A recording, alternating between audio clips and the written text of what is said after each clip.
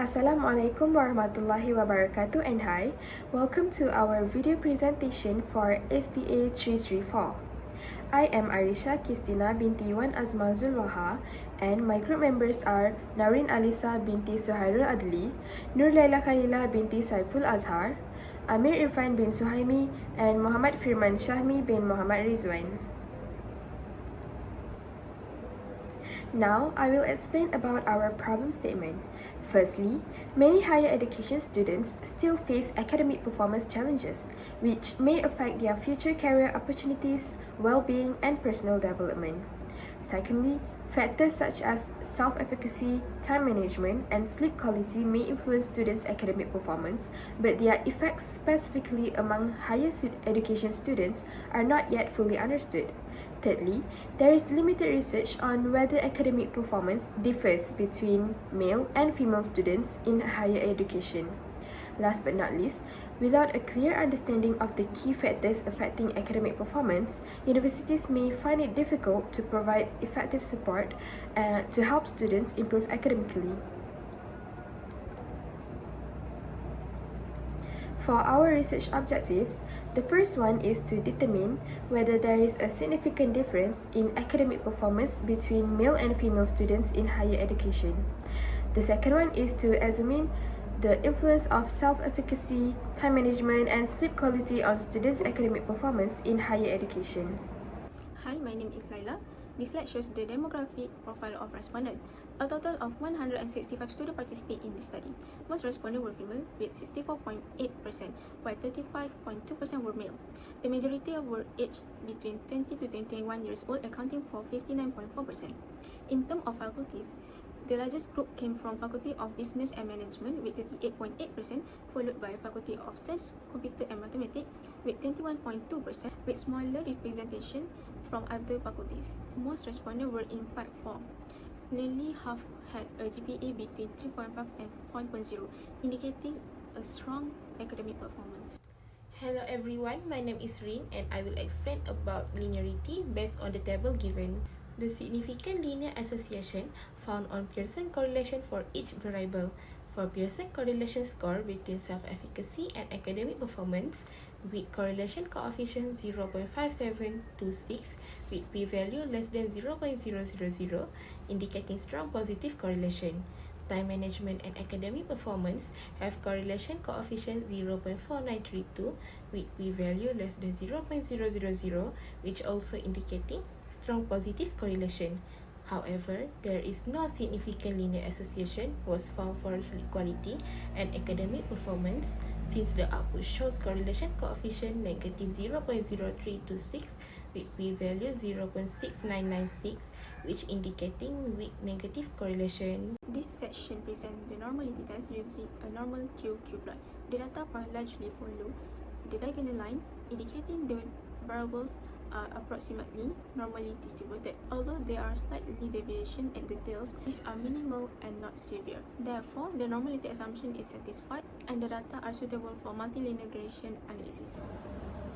An independent sample t-test was conducted to compare the mean of academic performance between male and female students.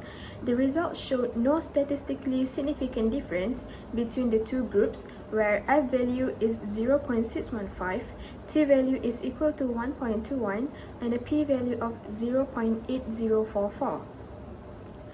This result suggests that there is no significant difference in academic performance between male and female students. The multicollinearity test was conducted to examine the level of correlation among the independent variables in the model. As shown in the table below, no multicollinearity problem was detected. The tolerance values for self-efficacy are at 0.6107, time management at 0.6159, and sleep quality at 0.9278 all exceed the recommended minimum value of 0.1.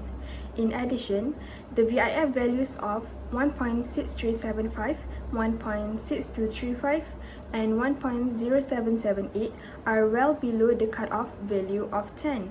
These findings indicate that the regression model is free from multicollinearity as the independent variables are not highly correlated with one another. Now, here is the final part and I will explain about final result. Based on the table, the test is used to determine the significance of each variable.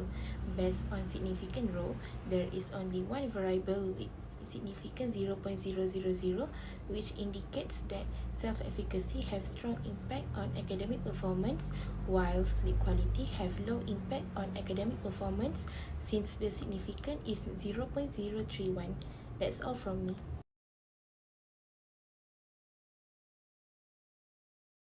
Conditional statements are used in programming to check whether the condition is true or false and perform action based on the result.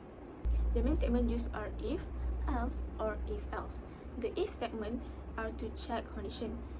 If is it true, the action is executed. If is it false, the program will move to if else or else. To create condition, we use operators such as less than or equal, more than or equal, exactly equal, not equal, and also or. These operators help programs to make decisions logically. In short, conditional statement allows program to make decisions and respond accordingly.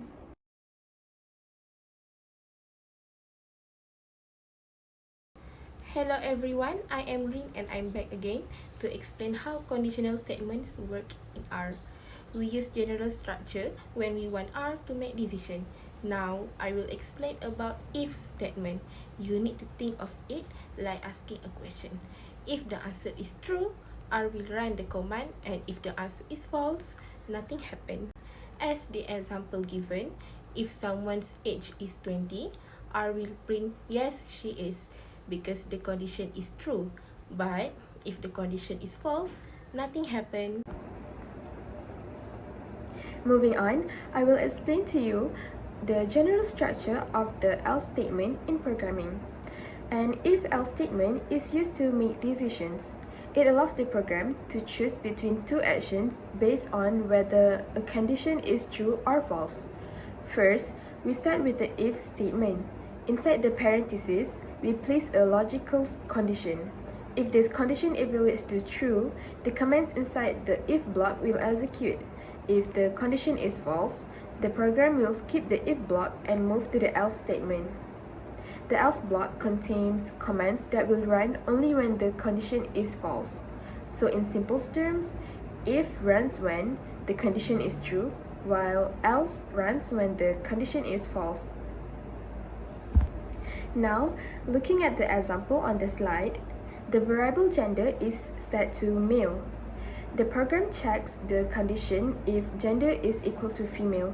Since the condition is false, the program does not print true. Instead, it executes the else block and print false. This shows how else acts as a backup option when the if condition is not met. In conclusion, the else statement ensures that one of the two outcomes will always execute, making programs more logical and reliable. Moving to if-else, it's a function that when the condition is true, the first command will be assigned to the result and vice versa. For example, we will evaluate age and input the values, and then we will evaluate x and use the command if-else, and if the age is equals to 23, then the output will be yes. If it's not, then it will be wrong. The output is as following. What is else if? Else if is checks another condition only if the previous one is false. Here is the example for else if. In this example, checks if the marks are 80 or above. If that is false, it moves to else if and checks whether the marks are 60 or above. If both conditions are false, R runs the else part. Here are some key points for else if. First, else if is used when there are multiple conditions. Conditions are checked one by one, and last, R stops once a condition is true. The difference between if-else and else-if is that if-else evaluates a function and returns one value if the condition is true and another value if the condition is false.